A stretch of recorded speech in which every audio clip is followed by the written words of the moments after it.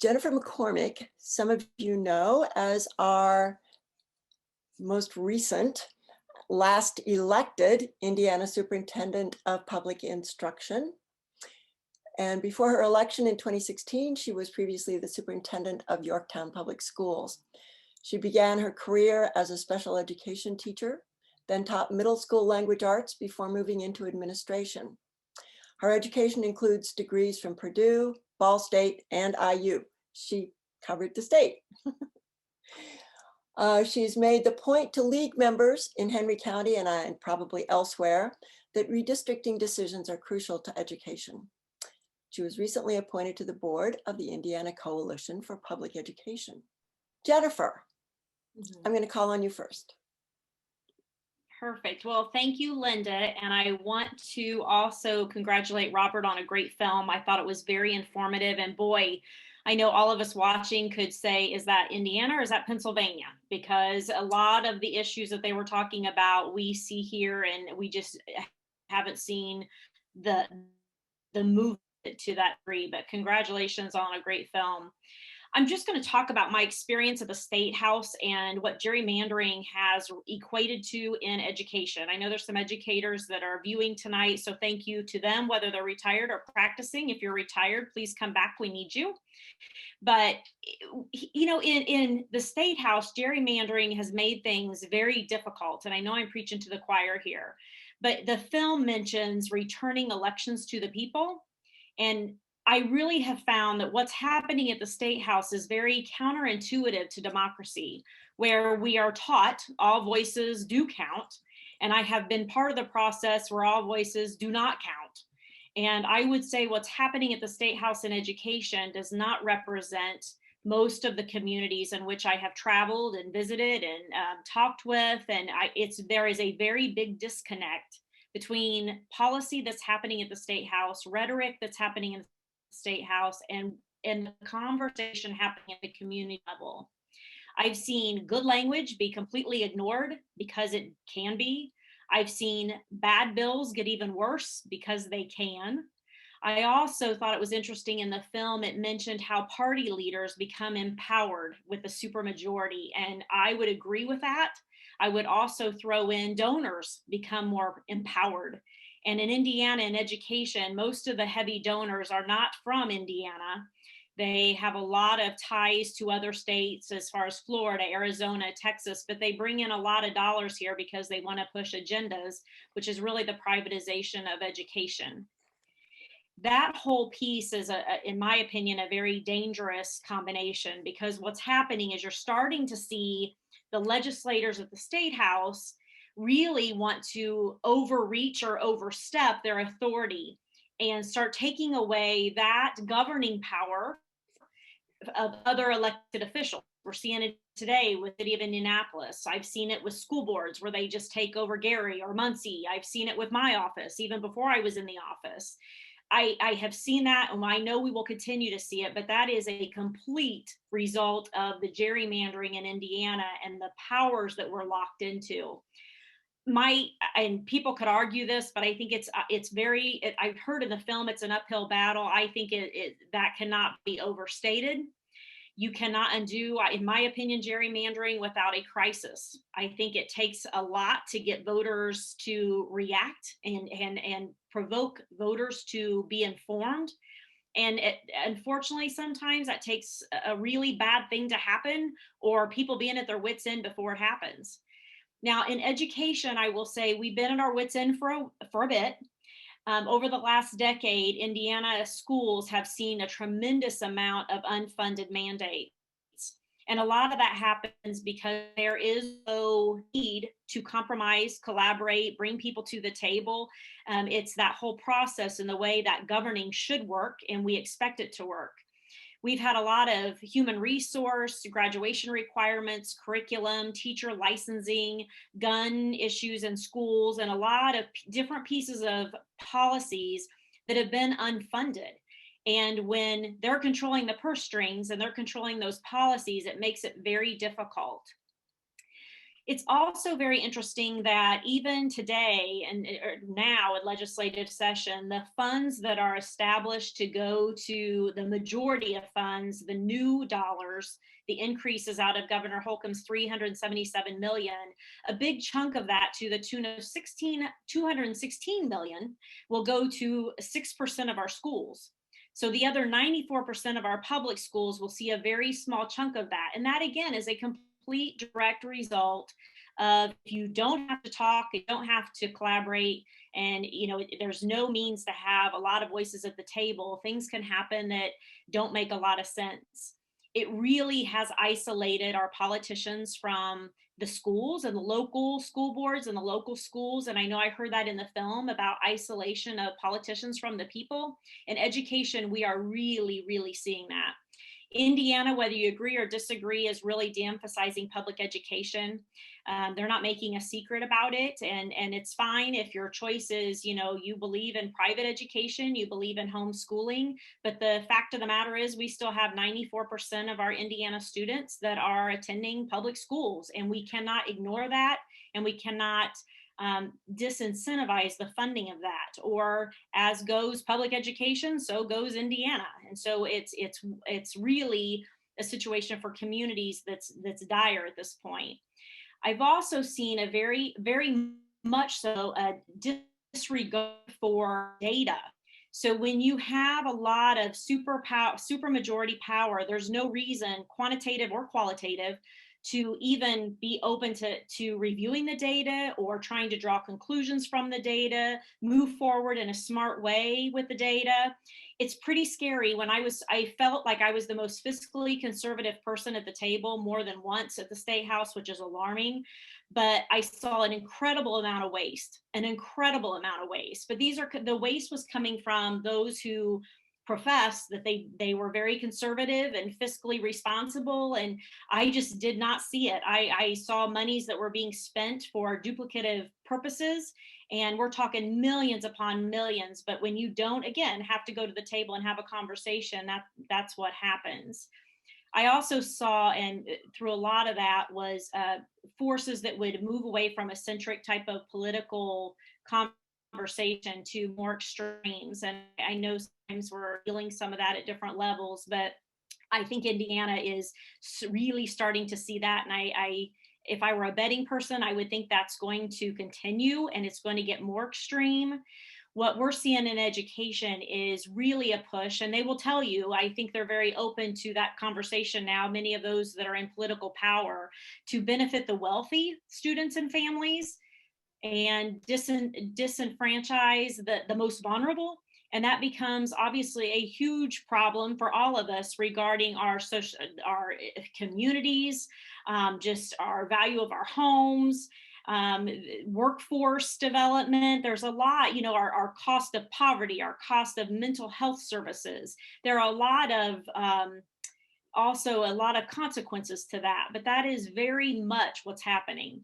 In the realm of educator impact, Indiana is really struggling in that teacher prep enrollment piece. And so I think our universities are doing a great job, but there are very few candidates that are wanting to go into education.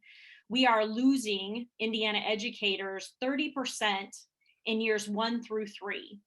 And today, at a time where the governor had his education teacher pay commission and all these solutions, they came out and they said their conclusion, the legislative conclusion today, was that it's the fault of our more experienced teachers because they didn't bargain in a tough enough manner. And so that's caused a little bit of friction today in Indiana, but those are the type of conversations we're up against, rather a very common sense oriented, let's find solutions and quit blaming. And let's try to get to some real solutions to the teacher shortage. But we cannot continue to lose 30% in years 1 through 3. And what we're finding in that, who's leaving, it's our science. It's, go find a physics teacher, go find a chemistry teacher, go to social study or a special ed teacher. It's our math. It's our technology, it's our engineering teachers, it's our career tech ed. Everybody's really wanting us to push for the workforce, that career tech ed piece. We can't find a welding teacher, we can't find a building trades teacher. But part of that is when you find them, you got to keep them. And if you haven't seen a raise in 10 years and your insurance is going up 5% each year, it's pretty tough to entice someone to stay put.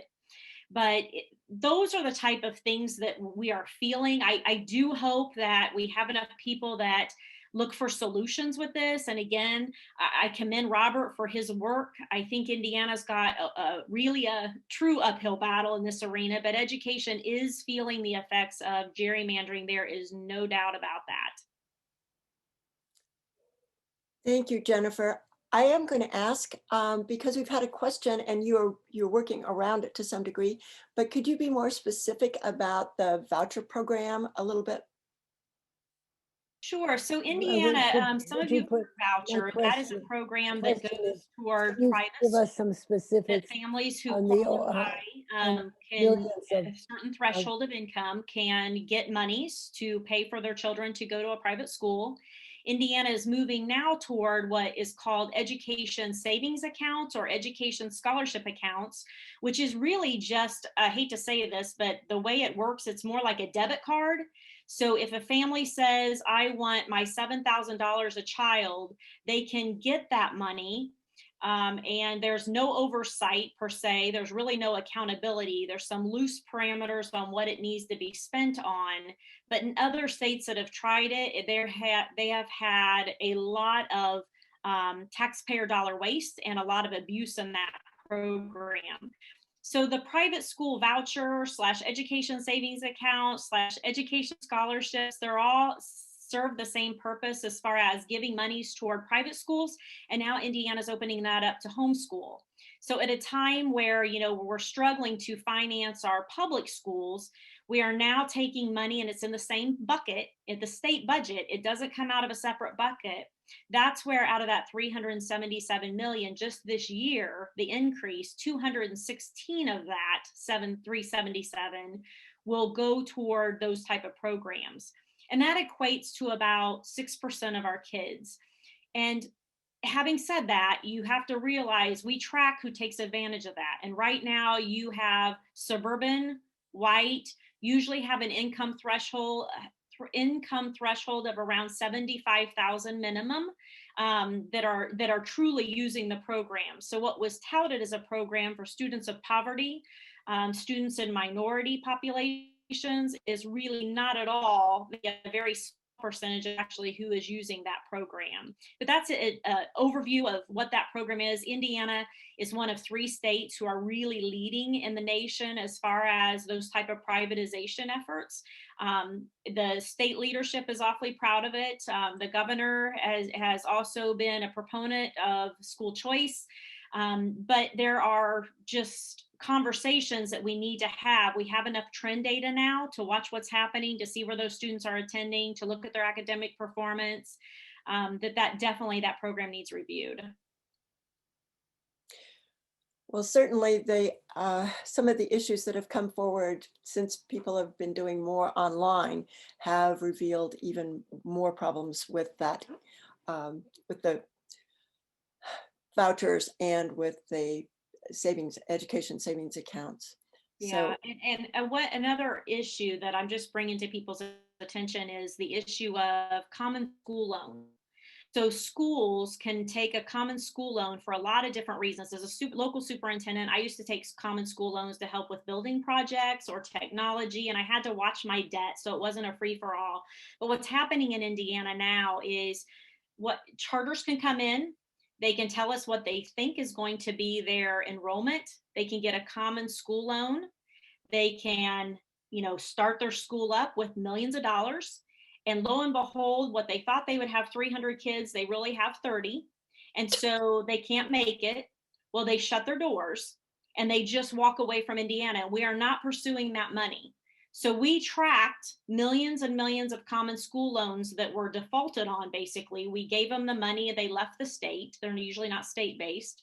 And there was no appetite at all. We went to a lot of different agencies and a lot of different offices in Indiana. I was kind of relentless, but there was just no appetite to even pursue it. That gets into heavy donors and that political leadership piece. But again, it goes to waste. So it just shocks me that a party that is so proud of fiscally conservative approaches, that they are comfortable with the type of waste that's happening. And it's very open, it's very public.